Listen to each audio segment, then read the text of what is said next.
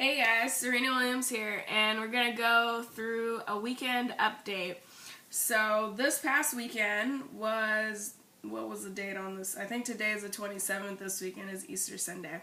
So whatever the day was. Meet was on Saturday. That whole week before wasn't really feeling great, but when it comes to like competing, I'm really determined and I really want to like run. Like, I love running, I love competing. That's the best part of training. So it's like, well, I trained all week and you don't want me to run in the meet this weekend because I'm sick.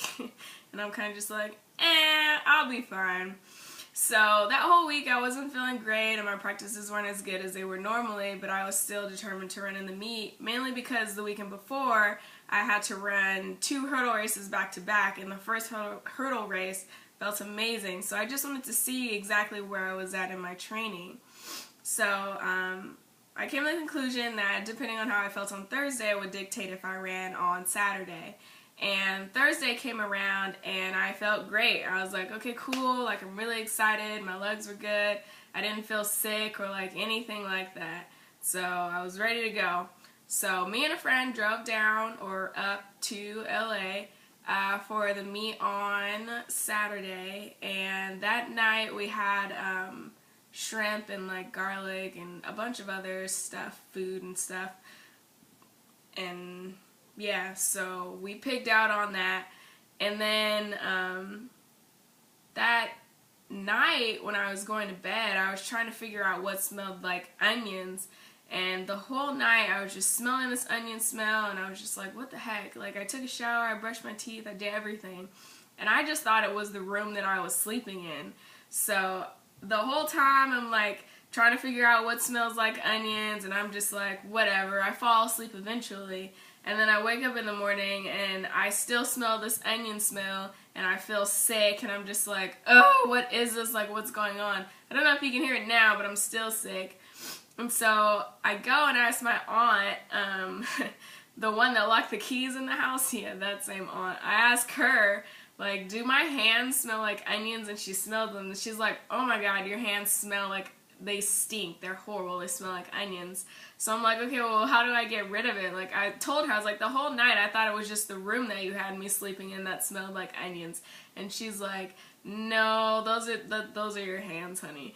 And I was just like, well, do I smell like, so I'm like sniffing my whole body trying to figure out where this garlic smell is coming from.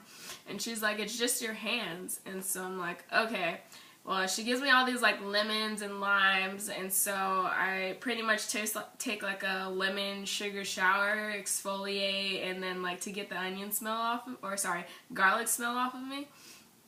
And so I do that, and I still feel bad, but I'm just like, whatever, I'm going to run in the meet today because I want to know where I'm at in my training. And so I get to the meet, and I walk like 2 circles trying to figure out where I'm supposed to pick up my packet, and then I figure out it was where I was at the first time, not the second time that someone else told me to pick it up at, but whatever. So I go to packet pickup, and they're like, oh cool, you're running 2 races? And I'm like, yeah. And they're like, $40. And I'm like, $40? Where'd this come from? I thought it was $20. And they were like, no, it's per event. And I was like, well, on your side it only says per person. So we hashed that out. And pre-race, like, it felt good, at the meet, like, meet warm-up, I felt good. I felt like I was moving. Not as good as I felt last weekend, but good enough, so that's all I really needed.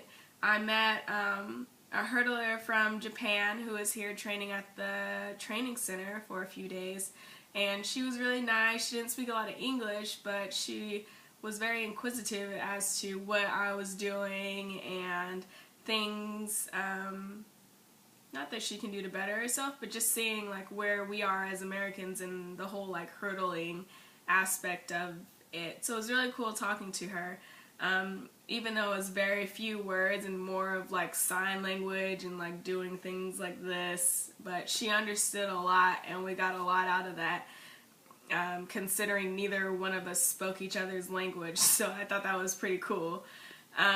So we get in our blocks or whatever, and I got yelled at for some hurdles that somebody else set up in a lane that apparently was being used at the time, and I was just like, I didn't I wanted to say I didn't set him up, but I was just like, oh, I'm so sorry. And I was just like, whatever, you know, whatever. Just let it go. Okay, so anyways, getting ready for the race or whatever, you know, I'm super ready, race pace ready. And it doesn't really fit, like, nothing really felt right, but it didn't feel wrong. And I was kind of angry that they rushed our starts, like when we get in blocks. Normally I do like 2 or 3 block starts to make sure they feel good. And I only got to do 1, and I didn't really like my block setting. And normally you raise your hand and then you go, but I was like, okay, maybe it's just me and I'm just being weird right now. So I kind of just let that slide. So we get in our blocks or whatever, and we take off, and I swear, it felt like I don't know who I was hitting, but I was hitting somebody at least through like 6 hurdles, and it was like, no matter what I did, what positioning I was in, how my arms are going, it just felt like I was constantly hitting people. And so I wasn't really able to get in my groove, because my first hurdles are really slow, and then it's like, I don't know, something clicks, and then I like pick it up. But it just felt like it never clicked, and I never picked up. Hurdle 7, I like tried to change my positioning, so I kind of did the whole like European style hurdling. I don't know how to do it. It's just, for some better, like to position myself better in the race, I did something different. And that slowed me down, and then I tried to regain it over hurdle 8. And this is something I never do, but I kind of just like, I gave up in the middle of the race. I was like, I'm over this race already. I had hit someone through hurdle 7. I repositioned myself at hit somebody through hurdle 6, repositioned myself at hurdle 7, slowed down, and then tried to regain it. And it was just like too much was going on at that one time. And I just kind of coasted through the finish line like, hey, whatever happens, happens.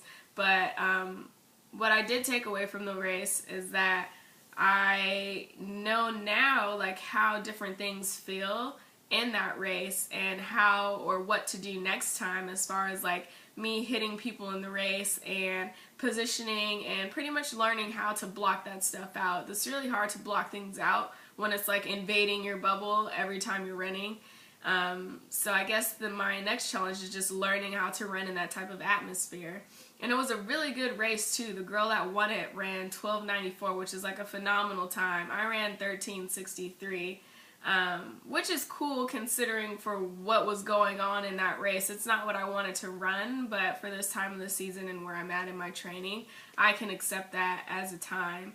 The win for it was 2.6, which is illegal, so I'm not exactly sure the conversion as far as like how fast I actually ran that race. So I don't really know. But it was a really good race to be in because a lot of people were running fast. And so that also made me upset because I knew it was going to be good competition and I wanted to show up and I wanted to compete. And I did, but not to the full effect that I thought I could compete at. So that was kind of something that was disappointing. And normally, like, I'm not really mad after I run races. But that one I was kind of just like, whatever. I was over that race in the race. So it's like, you never want to be over a race in the race. And so that's something that I have to learn how to control, is just pretty much when I'm running, blocking things out and staying in the race and not letting outside factors influence what I'm doing, even if it's hitting you. But what I did learn is that if you are on a track with 9 lanes, the lanes are smaller, which I didn't know that. So that was cool because I was trying to figure out why we were hitting each other the whole time, and it's pretty much because it was a smaller track. And when you have a smaller track or a smaller lane, there are specific hurdles for that width of tracks. So the hurdles, if you look, they're probably like this wide or whatever, but those hurdles were like this wide. So that makes a huge difference, like where your arm positioning is. For like if I'm going here and then my arm normally comes way out here, of course I'm going to hit somebody. So on that one, you just have to be aware of where your arm positioning is. So maybe my trail arm was wider than normal. So what that means is that I need to get my my lead arm, my lead arm in, is that right? My lead arm in a little tighter when I know that I have smaller lanes. Or I just need to get out faster. against the competition so that I don't have to worry about changing my form. I'm going to stick with option 2, just getting out faster in front of everybody so that I don't have to worry about that. Because that's ideal in any situation, right? So, lesson to learn from me: when you're in a small, or when you have a 9-lane track, just know that you need to get out in front of the crowd for hurdles. Because if you don't, you're probably going to run into the same problem I did, and you're going to hit people, and then you're going to be mad, and then you're going to be like, oh my god, what did I do wrong? And then 3 days later, you're going to find out it's because the lanes are smaller. That's why you were probably having that problem.